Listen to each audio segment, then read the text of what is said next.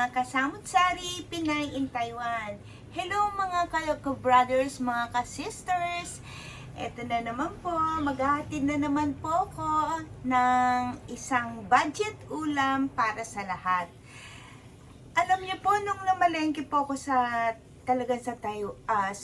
last 2 days, talagang super mahal ng talagang bilhin, lalong-lalo na po yung mga vegetable. So, mga mommies, mahirap mag-isip ng talagang lulutuin na tipid ulam. So, kahit ako rin po, nahihirapan. Anyway, subukan po natin uli ang tipid ulam na munggo. Okay? So, ito po is super tipid. Hindi po tayo gagastos ng masyadong malaki. Okay po? So, mga ka-brothers, mga ka-sisters, samahan niyo po ako. Mainit na po ang ating mantika. Mag-isa po tayo. Nasubukan niyo na rin po bang magmunggo na sardinas ang halo?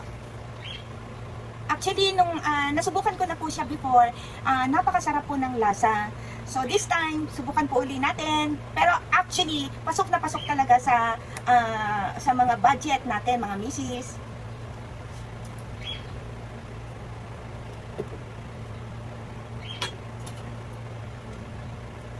So, gisa na po natin sibuyas. Now, ang ating sibuyas. At kamatis po.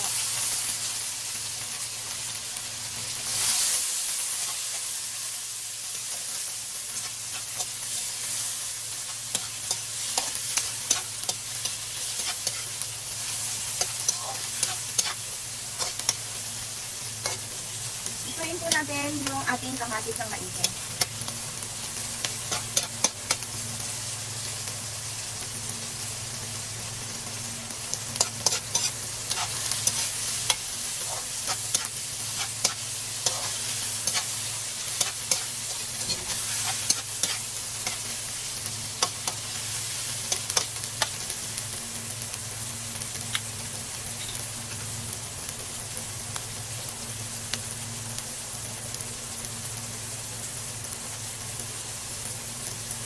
Now, ang ating sardinas.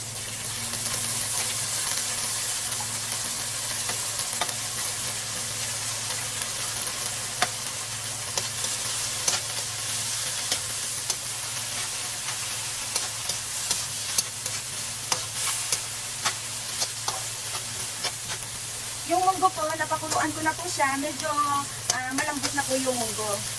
So, ihalo po natin.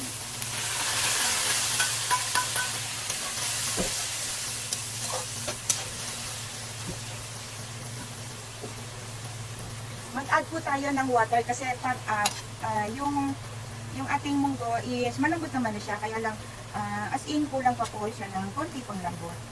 Malambot na siya. Dagdag po tayo ng kanyang water.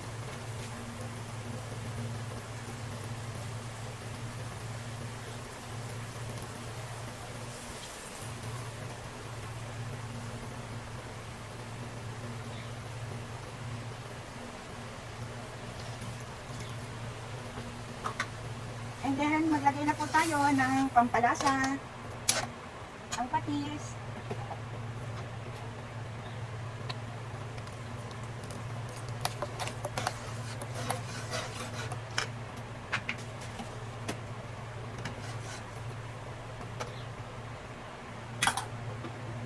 at ang ating pork cubes.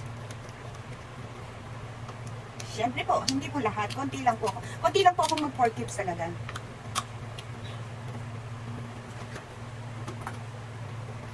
So, hintayin po natin siyang kumulo ng kumulo para maglasa po yung kanyang sardinas sa munggo. Okay po? Wait na lang po.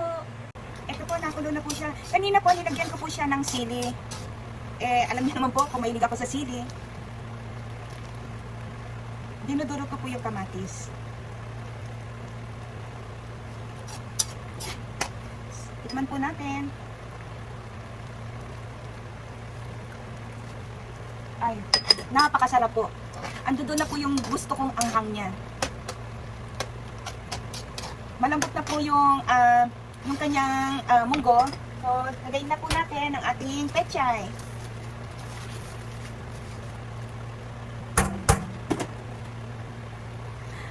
Alam niyo po ba mga misis, itong munggo, hindi po talaga inuulam dito sa Taiwan. Yung munggo po, ginagawa nilang minatamis. Naalala ko po nung ako'y nasa factory, kung hindi man gulaman, ang hinahanda nilang pang dessert po namin, munggo na matamis. Kaya wala pong kumakain ng munggo. Ang suma total nun, dinadala lang po namin kumukuha po kami. Tapos, dinadala lang po namin sa factory, ay sa dormitory, then gagawin namin, hugasan namin, and then tsaka namin gagawing minungguhan.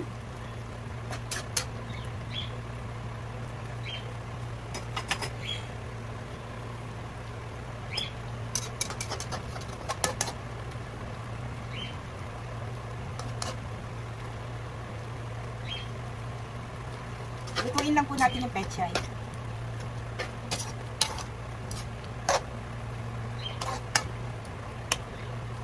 Ang sarap po talaga. Talagang basta sardinas, kahit na anong luto sa sardinas ay talagang mapapakanin ka. Okay na po yan. I-plating ko na po. Wait for me. Hi guys! Nakatapos na naman po ako ng isang content natin. Ang munggo na ang rekado natin ay sardinas at pechay.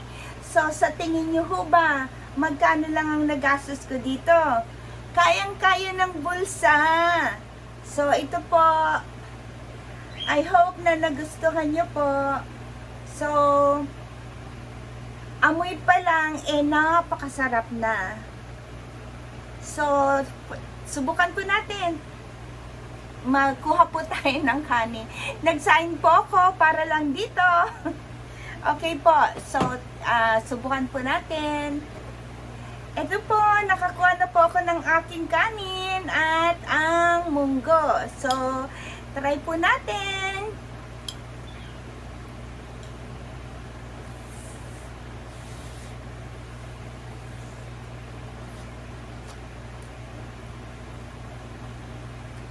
Ang sarap po talaga.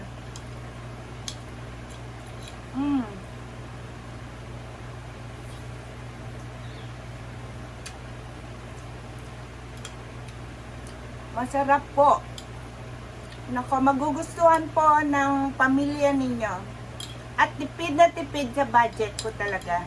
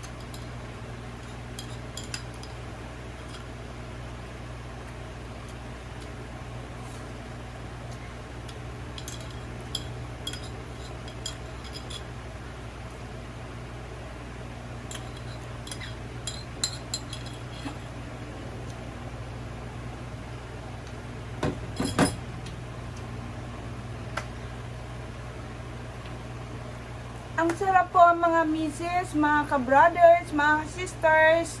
Ang sarap po. Subukan niyo pong magluto itong tipid ulam na munggo with sardinas.